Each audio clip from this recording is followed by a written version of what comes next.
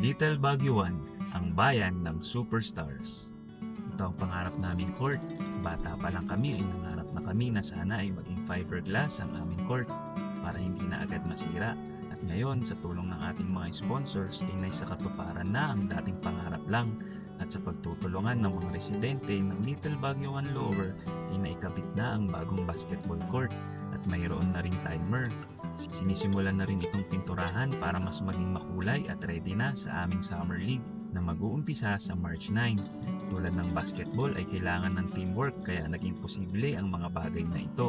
Kaya nagpapasalamat kami sa lahat ng mga sponsors at sa mga tumulong para mapaganda ang bagong court ng Little Baguio 1 Lower. Mga ka-trip, tara, trip tayo!